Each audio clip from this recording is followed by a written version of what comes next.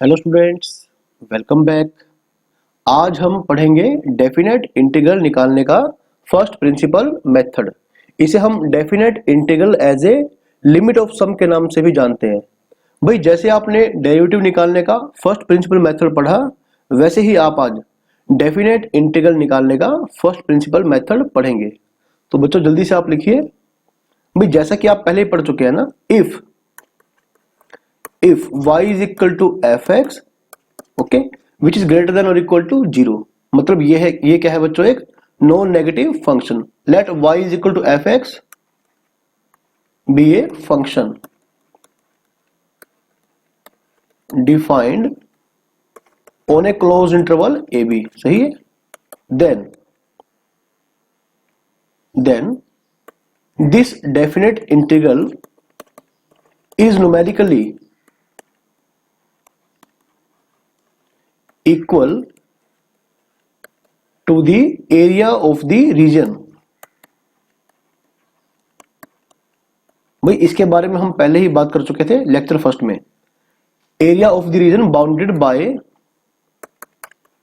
X axis, the curve y is equal to fx and the lines x is equal to a and x is equal to b। सही है बच्चों। भाई यदि आपको ध्यान होगा तो लास्ट लेक्चर में हमने डिस्कस किया था इसे। मान लो ये आपका कर्व है y is equal to fx। सही है बच्चों। और ये आपकी है line x is equal to a, और भाई ये लाइन है x is equal to b। सही है। तो बच्चों इसे आप एक नाम दें ए बी सी डी। अब ये जो एरिया होगा बच्चों A B C D A, जो कि एक्स एक्सिस से y is equal to F X से और lines x is equal to A and x is equal to B से जो बाउंड होगा भाई, वो एरिया आपका ये होगा। ओके। और ये जो हमारा डेफिनेट इंटीग्रल होगा एफ एक्स का, okay, from limits A to B, ये न्यूमेरिकली इस एरिया को रिप्रेजेंट करेगा। Okay, if F X is a non negative. बाकी केस को भी हमने डिस्कस किया था कि यदि ये नॉन पॉजिटिव फंक्शन होगा तो कैसा होगा। सही है। तो आज हम इसी इंटीग्रल को निकालने का एक नया फॉर्मूला बच्चों पढ़ने वाले हैं, है ना, जिसे हम बोलेंगे definite integral as a limit of sum. Okay. तो भाई जल्दी से आप लिखना शुरू करें। तो ठीक है बच्चों, अब हम थोड़ा बड़ा फिगर बनाएंगे ताकि आप इसे थोड़ा डिटेल में समझ पाएंगे। अब आप थोड़ा समझने की कोशिश करना इसे। Suppose this is X axis and this is Y axis. बच्चों मान लो जो मेरा कर्व है y is equal to F X, भाई वो ऐसा है। ओके। तो ये लाइन है x is equal to A. सही है। और भाई ये लाइन है x is equal to B, और ये मेरा कर्व है y is equal to F X. सही है। इसे एक नाम दे बच्चों आप ए बी सी डी। अब हमें बच्चों A B C D A जो एरिया है बच्चों, ये हमें कैलकुलेट करना है यूजिंग लिमिट्स। सही है। तो बच्चों हमने क्या किया, सबसे पहले हमने इस एरिया को n पार्ट्स में डिवाइड किया। ओके। या फिर आप ये कह सकते हैं कि आपने जो ये ए बी इंटरवल है, आपने इसके n पार्टीशन कर दिए। सही है। तो लिखिए बच्चों आप, तो आपने बच्चों ऐसे इसके n पार्ट्स कर दिए इस एरिया के। सही है। ऐसे चलता रहेगा भाई। ओके। और ठीक है बच्चों, अब ये जो आपने पार्टीशन किया, सही है, आपने इस ए बी इंटरवल के बच्चों n इक्वल पार्ट्स कर दिए। ओके। और हर पार्ट्स का बच्चों जो विड्थ होगा भाई ये होगा h। ओके। तो ये होगा बच्चों h, और भाई ये कितना है, ये भी h, ये कितना है बच्चों, ये भी h। सही है। तो भाई ये पॉइंट, इस पॉइंट पर जो x कोऑर्डिनेट होगा भाई बच्चों ये होगा a प्लस एच। सही है। a plus H. बच्चों इस पॉइंट का भाई जो कोऑर्डिनेट होगा बच्चों ये होगा a plus two H, x coordinate sorry. Okay. तो यहां पर होगा बच्चों a प्लस थ्री एच। सही है। और जब आपने बच्चों इसके n इक्वल पार्ट्स किए तो यहां पर बच्चों आपका आएगा a plus N minus one H, a plus N minus one into H. Okay. भाई अगर आपको थोड़ा ये फॉन्ट थोड़ा छोटा दिखाई दे रहा है तो फिर आप थोड़ा से जूम कर लें, या फिर आप इसे अपने लैपटॉप या पीसी में देख सकते हैं। ओके। तो चलिए बच्चों आप लिखिए। हाँ यहां लिखना स्टार्ट करें। let us divide this area into n equal parts, ठीक है, equal parts of equal width h, सही है। तो बच्चों यदि आप यहां से ऐसे एक रेक्टेंगल बनाना चाहें, ठीक है बच्चों, तो ऐसी रेक्टेंगल बन जाएगी, देखो, सही है, ऐसे भाई, क्योंकि आप रेक्टेंगल का एरिया बहुत ही इजीली फाइंड कर सकते हैं ना, लेंथ इनटू ब्रेड्थ। आपको केवल लंबाई को चौड़ाई से मल्टीप्लाई करना है, आपको रेक्टेंगल का जो एरिया है बच्चों वो आपको पता चल जाएगा, सही है। अब बच्चों आप ये देखिए कि यदि मैं इन रेक्टेंगल्स का एरिया काउंट करता हूं, है ना, और यदि बच्चों मैं इन रेक्टेंगल्स का एरिया काउंट करता हूं, एक मिनट, अभी आप थोड़ा समझना और ध्यान से देखो। अगर बच्चों मुझे ये एरिया निकालना है, ठीक है, तो यहां पर जो इसका बच्चों विड्थ है, ये क्या है बच्चों, h, सही है। और यदि मुझे इसका ऊंचाई पता लगाना है या लंबाई पता लगाना है, तो आप क्या करेंगे भाई, ये कर्व क्या है, y is equal to F X. यहां पर आप x को a पुट कर देंगे, है ना। तो बच्चों ये जो लंबाई आएगा यहां से यहां तक, ये कितना आएगा भाई, ये आएगा f ऑफ a, सही है, ये आएगा f ऑफ a। अब आप ये देखिए कि यहां पर इस पॉइंट पर जो मेरा x कोऑर्डिनेट है वो है a प्लस h, और यदि आप इसे y में पुट करेंगे तो क्या होगा भाई, आपको y कोऑर्डिनेट पता लग जाएगा, जो कितना आएगा भाई, f of a plus h, सही है बच्चों। देखो यदि मेरा कर्व है y is equal to F X, अगर आप x का वैल्यू पुट करते हैं एफ एक्स में तो आपको y का वैल्यू पता लग जाएगा, सही है।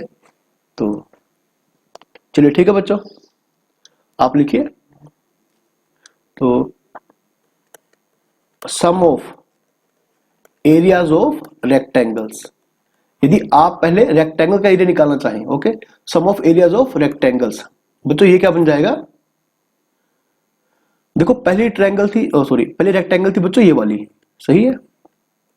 अब ये जो ऊंचाई है बच्चों ये है एफ ऑफ ए, और ये विड्थ कितना है h, तो लंबाई गुना चौड़ाई यानी कि F of A multiplied by h, सही है। अब इसके बाद बच्चों जो इससे आगे वाली जो रेक्टेंगल है, सही है बच्चों, यहां पर आप देखें कि x कोऑर्डिनेट क्या है, यहां पर x कोऑर्डिनेट है a प्लस h, ओके, और विड्थ कितना है अभी इसका h। तो बच्चों आपको जो ये ऊंचाई मिल पाएगी, ये मिल पाएगी आपको f of a plus h, सही है। तो f of a plus h into h, सही है। फिलहाल इसे हम रब कर देते हैं, इसका काम खत्म हो चुका। भाई यदि आपको अभी पता नहीं लग पा रहा तो आप ये देखिए, आप सुनना बड़े ध्यान से। इस पॉइंट पर मान लो आपका x है a प्लस h, सही है। तो भाई जब आप इसे y equal to F X में पुट करेंगे ना, तो ये जो बच्चों ऐसे जो आपको मिलेगा y कोऑर्डिनेट, भाई ये कितना होगा, f of a plus h, सही है। तो इस प्रकार से आप x कोऑर्डिनेट पुट करके y कोऑर्डिनेट इजीली निकाल सकते हैं, ठीक है बच्चों। अब जो इससे आगे वाला बच्चों जो रेक्टेंगल है, ठीक है, ये वाला, तो ये वाला रेक्टेंगल, ठीक है बच्चों, यहां देखिए x क्या है a प्लस टू एच, जब आप x को पुट करेंगे तो y कितना मिलेगा बच्चों आपको, ये f of a plus two H, सही है। तो f of a plus two H into H, सही है बच्चों, ये चलता रहेगा कहां तक। अब जो ये लास्ट वाला रेक्टेंगल है ये वाला, सही है बच्चों, आप ये देखें कि यहां पर जो मेरा x कोऑर्डिनेट है वो कितना है, a plus N minus one H, सही है। अब यानी कि जब आप इसे पुट करेंगे तो यहां पर जो आपको y कोऑर्डिनेट मिलेगा ये कितना मिलेगा भाई, f of a plus N minus one H, ठीक है, जिसे आप रेक्टेंगल की मतलब लंबाई कह सकते हैं, सही है। तो up to f of a plus N minus one, ठीक है, h इंटू में h। भाई यदि आप सब में h कॉमन ले लेंगे तो क्या बन जाएगा, f of a plus f of a plus h plus f of a plus two H, सही है, up to f of a plus N minus one H, सही हुआ भाई। तो इस प्रकार से बच्चों मैंने सभी रेक्टेंगल्स का, जिसे मैं इजिली कैलकुलेट कर सकता था, है ना, मैंने उनका एरिया फाइंड आउट कर लिया, सही है।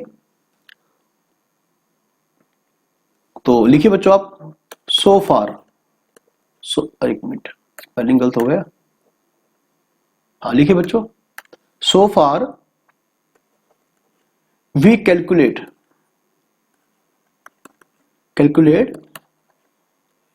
The area of the type. बच्चों अभी तक हमने, ठीक है, तो आप थोड़ा ध्यान दे रहे हैं मेरी बात पर, ये आपका कर्व था, ओके, ये कोई भी एक इंटरवल है बच्चों, ये कोई भी एक इंटरवल है। अभी तक हमने केवल इस प्रकार का एरिया काउंट किया है, सही है, लेकिन जो ऊपर वाला देखो आप, थोड़ा सा जो बच गया एरिया, अभी हमें वो निकालना है, सही है। Now we will calculate the area of the type. बच्चों अभी हम देखो, हम कोई भी एक इंटरवल लेकर चल रहे हैं, सही है। अभी बच्चों हम ये वाला एरिया फाइंड आउट करेंगे, ओके। तो चलिए ठीक है बच्चों। अब बच्चों ये जो आपका, ठीक है, जो हल्का सा आपको मतलब ट्रायंगुलर शेप में नजर आ रहा है, एक्चुअली में ट्रायंगल नहीं है बच्चों ये, सही है। तो अभी इस एरिया को निकालने के लिए बच्चों आप क्या करेंगे, देखो मैंने क्या किया बच्चों, आप थोड़ा ध्यान देना। मान लो यहाँ पर कोई भी एक इंटरवल लिया मैंने, ठीक है बच्चों, मैंने कोई भी एक इंटरवल लिया। अब क्योंकि नीचे का जो रेक्टेंगल है उसे मैं कैलकुलेट कर चुका हूं, सही है। अब ऊपर का जो बच्चों एरिया बच गया, मैंने इसे अगेन n पार्ट्स में डिवाइड कर दिया, ठीक है बच्चों, अगेन मैंने इसे n पार्ट्स में डिवाइड कर दिया, ओके। अच्छा फिर से क्या होगा बच्चों, एक मिनट, आपको मैं थोड़ा सा एक बार बड़ा फिगर बना के दिखाता हूं, तो शायद आप इसे सही कैलकुलेट कर पाएंगे। अब ध्यान देना बच्चों, मान लो ये कोई भी एक इंटरवल है, ओके, ये बच्चों कोई भी एक इंटरवल है, देखिए बच्चों। अब जो ऊपर का एरिया जो मेरा बच गया बच्चों, हमने इसे अगेन n पार्ट्स में डिवाइड कर दिया, सही है। हमने अगेन इस इंटरवल के n पार्टीशन कर दिए, सही है। और बच्चों फिर हम क्या करेंगे, अगेन हम ऐसे रेक्टेंगल्स ड्रॉ करना स्टार्ट कर देंगे बच्चों, ऐसे, सही है, ऐसे। तो इस प्रकार से बच्चों क्या होगा, हमारे पास इन छोटे छोटे रेक्टेंगल्स का एरिया मिल जाएगा हमें। अब इसके बाद ऊपर जो फिर से जो थोड़ा सा इस शेप का एरिया बच्चों, ये फिर से बच जाएगा, है ना। और अगेन हम क्या करेंगे, अगेन हम उसे n पार्ट्स में डिवाइड कर देंगे, और फिर से क्या करेंगे, छोटे छोटे रेक्टेंगल्स बना लेंगे, ओके। फिर दोबारा से क्या होगा बच्चों, जब आप इसे जूम करेंगे, ठीक है, तो थोड़ा सा इस टाइप का एरिया फिर से बच जाएगा, अगेन उसके n पार्ट्स करेंगे हम। तो बच्चों ये प्रोसेस हमारा चलता ही रहेगा, है ना। यानी कि जो नंबर ऑफ इंटरवल्स है बच्चों, ये बढ़ते रहेंगे, है ना। और जो इंटरवल्स का जो लेंथ है, जो विड्थ है h, ये आपका बिल्कुल कम होता जाएगा, सही। तो आप लिखिए, बच्चों, to calculate the upper area again divide this into n parts of equal width, सही है। तो भाई if number of partitions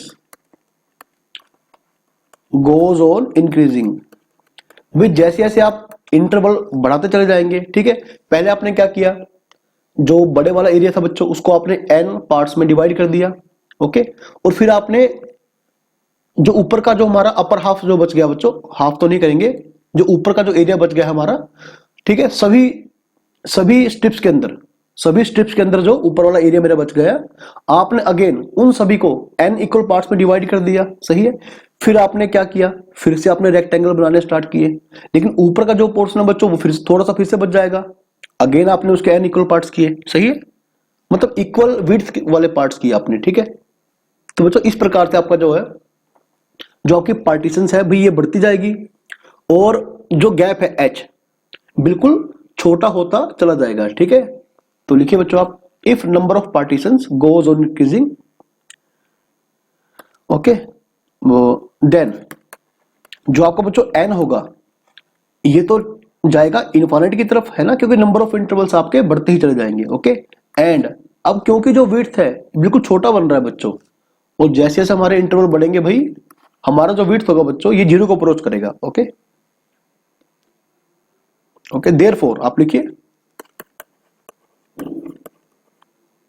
therefore required area, जिसे हमने ए का नाम दिया। ओके, यानी कि this definite integral is equal to, आप लिखिए बच्चों, limit h tends to 0 h।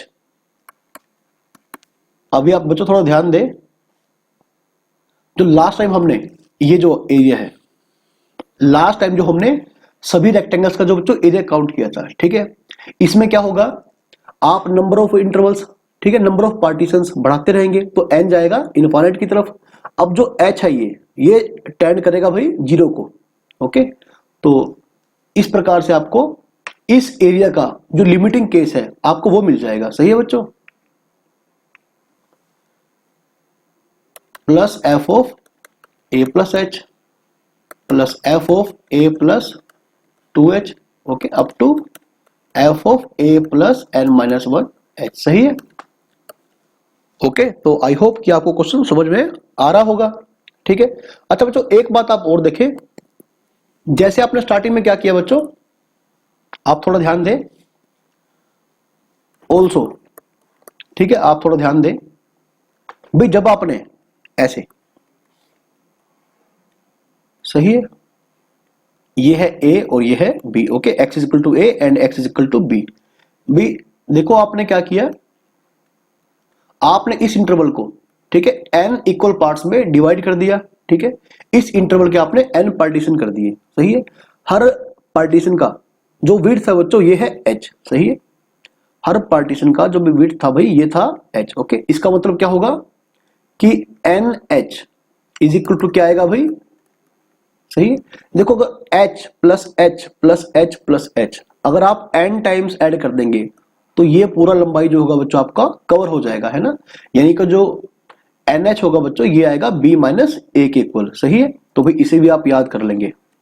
तो बच्चों आप ऐसा कह सकते हैं कि जो हमारा डेफिनेट इंटीग्रल है या फिर जो एरिया है ये वाला, ठीक है, जिसे हमने नाम दिया था A B C D A का, ठीक है, ये एक लिमिटिंग केस होगा इस वाले ओके एरिया का। सही है, तो बच्चों इसे हम बोलेंगे definite integral as a limit of sum. Okay, या फिर डेफिनेट इंटीग्रल निकालने का फर्स्ट प्रिंसिपल मेथड। सही है, अच्छा मैं आपको अभी इसके ऊपर एक एग्जांपल देता हूं। ठीक है, मान लो बच्चों आपके पास इंटीग्रल है 1 to 3, ओके, और 2x प्लस 3। सही है, अभी आप सुनना बड़े ध्यान से, देखो यदि आप इसका डायरेक्टली आंसर देंगे, है ना, तो कितना आंसर आएगा, एक्स स्क्वायर प्लस 3x। सही है, ये है डायरेक्ट तरीका। अभी हम इसे निकालेंगे definite integral as a limit of sum वाले मेथड से, यानी कि फर्स्ट प्रिंसिपल मेथड से। तो ये क्या आएगा बच्चों, 3 3 9, और ठीक है 3 3 9 बन गया, माइनस 1 प्लस 3। तो बच्चों आपका जवाब क्या आएगा, 18 में से 4 गया यानी कि 14।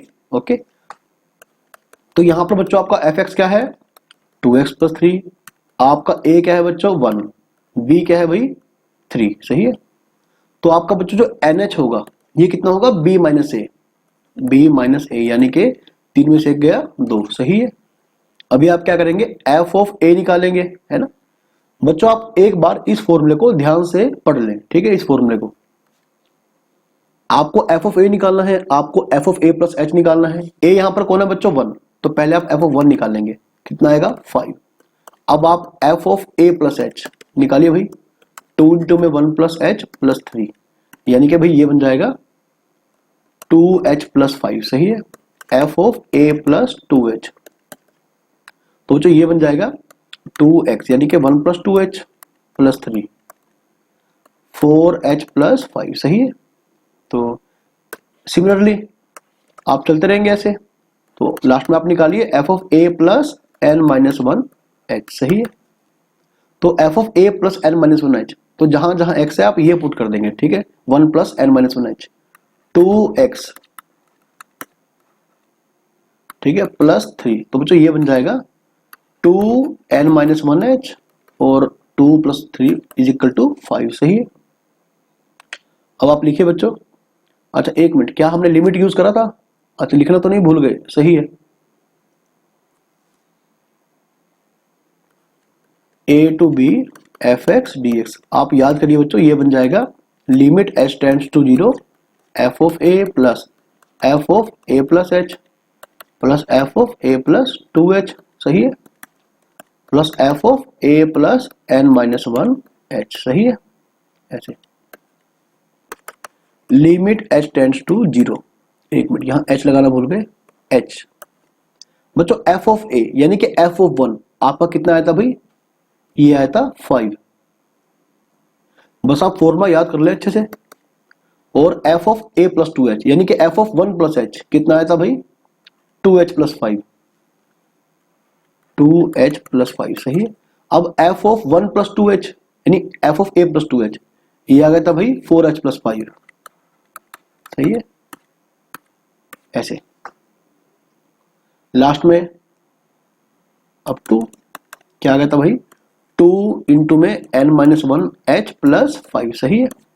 ये मेरी लास्ट टर्म थी। बच्चों यहां पर आपको दो प्रकार के सीरीज नजर आएंगे।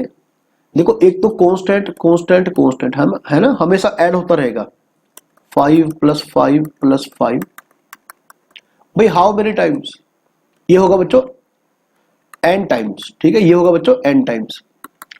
अब जहां जहां पर बच्चों h है, 2h 4h up to 2n minus 1h, आप सभी में 2h कॉमन ले लेंगे, है ना, क्या बचेगा भाई 1 plus 2 plus 3 up to n minus 1, सही हुआ। Okay, limit h tends to 0। भाई यदि आपने 5 को n टाइम्स ऐड किया बच्चों, ये बन जाएगा 5n, सही है, plus 2h। Sum of first n minus 1 natural numbers, ये बन जाएगा n इंटू में n माइनस 1 बाई 2, सही हुआ। अब आप इस h को अंदर मल्टीप्लाई कर देंगे, क्या बन जाएगा भाई 5nh प्लस 2 से 2 गया भाई nh, बच्चों ये रहा nh, है ना, और एक जो बाहर से आएगा आप इसे अंदर मल्टीप्लाई कर दें, nh माइनस h, सही है। अब बच्चों आपका nh क्या था, b माइनस ए, nh b माइनस ए यानी कि 3 माइनस 1 यानी कि 2, सही है। तो बच्चों ये बन जाएगा 5 इंटू में 2 प्लस NH क्या बन गया भाई 2, ये NH भी क्या बन गया 2, और ये भी क्या बन गया 2। अब जो सिर्फ H है, ओके बच्चों, उसका लिमिट है 0, तो ये बन जाएगा 0। तो आप देख लें भाई आपका आंसर क्या आ रहा है, 10 plus 4 is equal to 14। Okay भाई, जिसे आपने स्टार्टिंग में ही डायरेक्टली देख लिया था। तो बच्चों कैलकुलेशन के अकॉर्डिंग ज्यादा ये क्वेश्चन मुश्किल नहीं है। ओके, बस आप फॉर्मूले का ध्यान रखें और कंसेप्ट को अच्छे से क्लियर रखें, सही है। तो आपको केवल ये फॉर्मूले को याद करना है, ठीक है।